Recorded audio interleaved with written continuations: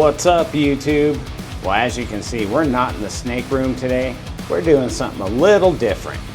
But first, shirt shout out, CD Constrictors, Corey DeLong. Make sure you go check him out, give him a follow. Him and I are doing some secret, ultra cool project stuff together. So why am I wearing a small town apron? Well, check it out. So today we are not doing snakes, we are doing bakes.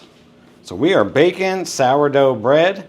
Thanks to Courtney at Leviathan Snakes for the sourdough starter. And thanks to our Patreon for encouraging me to film the process that we're doing. So this is gonna be just like I do snakes. Win, lose, or draw, I'm documenting it all. So we could just end up with a pancake, but we're gonna do this. So the recipe that Courtney gave me, so we got 350 grams of water, 500 grams of bread flour, we got 10 grams of salt, and we're gonna use 100 grams of our starter, which I've been feeding this. It was in the fridge for a week. I've had it out for more than 24 hours now, feeding it, getting it all bubbly. So I got all the ingredients weighed out except the starter. So I am gonna measure out 100 grams of starter. And the starter is floating, which I was told is a good sign. Courtney has said this. I did watch some foodie videos on this too.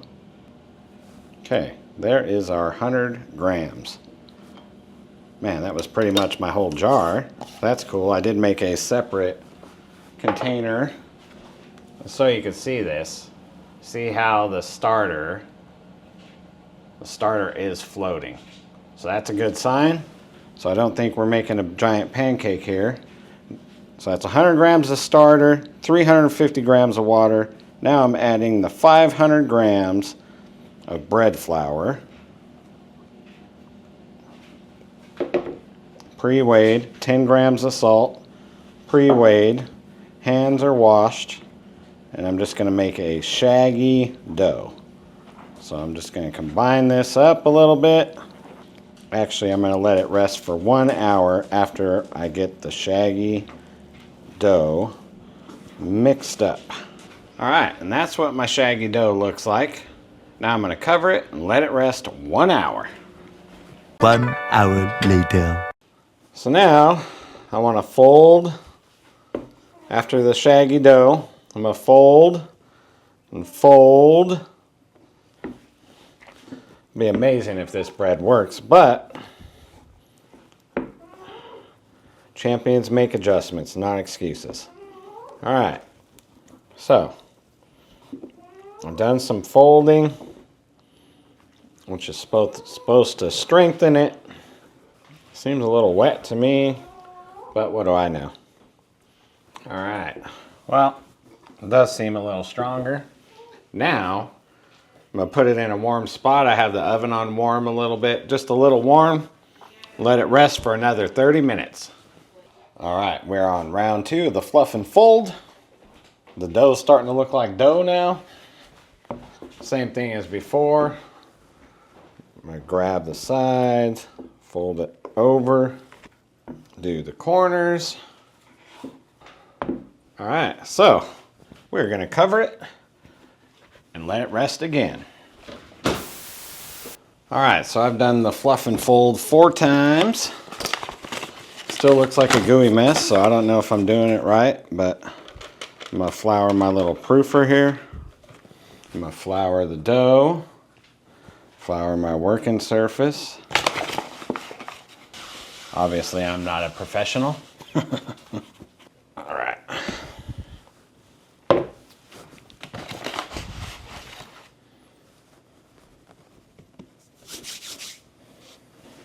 Okay, so I want to shape it by folding it back on itself from the front. Now I'm going to take the right, fold it over, take the left, fold it over, take the top and do the same. All right, now it feels like some dough. I'm gonna take the corners. From everything I gather, this just helps add strength.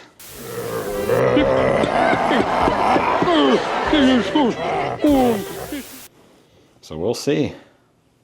We will see. All right, now I'm gonna get it seam side in my hand.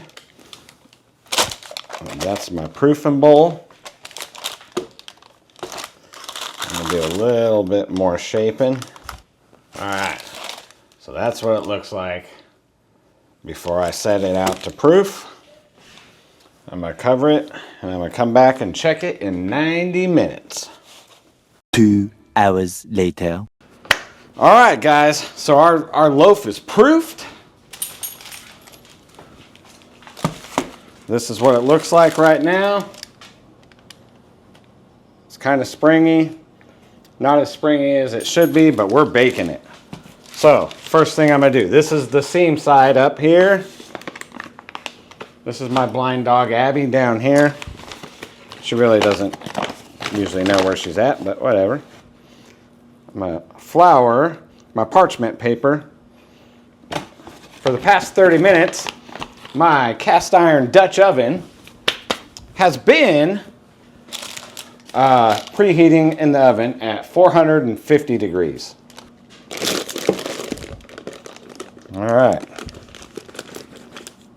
Well, obviously I did not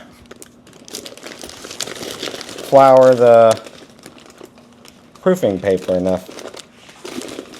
So, we're gonna let gravity do its thing here.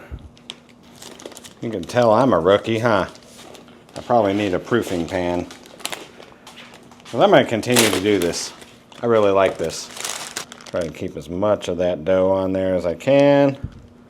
All right, got that there. I'm gonna go ahead and do some little folds here. Some little stretches. I may be eating some paper, because I don't know if this is gonna come off. But, it is what it is. It's my first loaf. We're just gonna flip the whole thing over. Bam! Bacon. Okay, set that off to the side.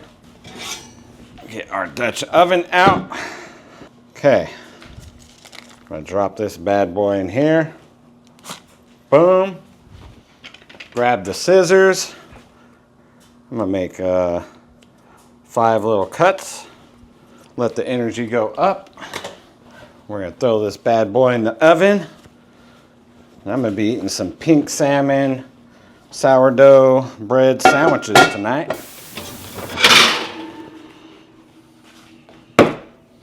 All right, guys. Guess the bread is done.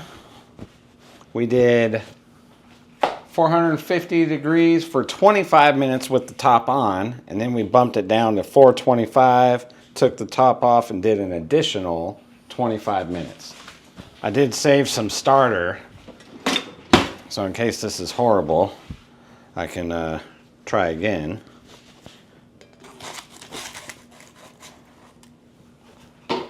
Bam! There we go. Look at this delicious loaf of sourdough. Aw, yeah, buddy. I'm gonna let this cool for about 15 minutes, and we're gonna cut it open and make a sandwich.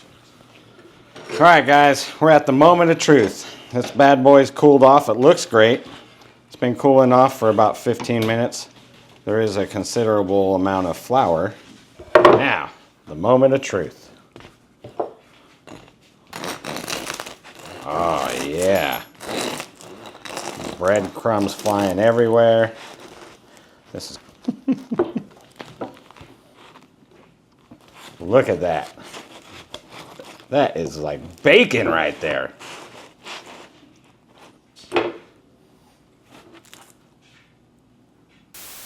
All right, here we are. Moment of truth.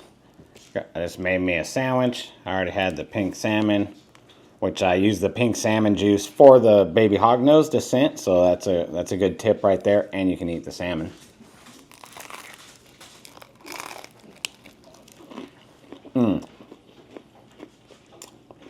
This is phenomenal.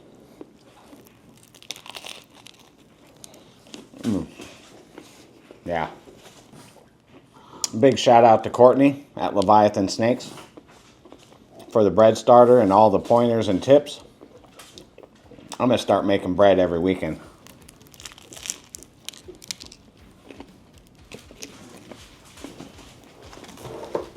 And Courtney sent me home with beeswax paper before, so thank you, Courtney. I'll be using this over here. I think you're burned. I don't think you're getting it back. So, not only do we do snakes, we also do bakes. This mission was a very good success.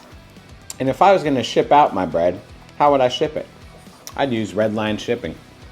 That's for sure. And if I needed to test it for any viruses or anything, I'd use RAL, vetdna.com. Till next time, guys, rock on.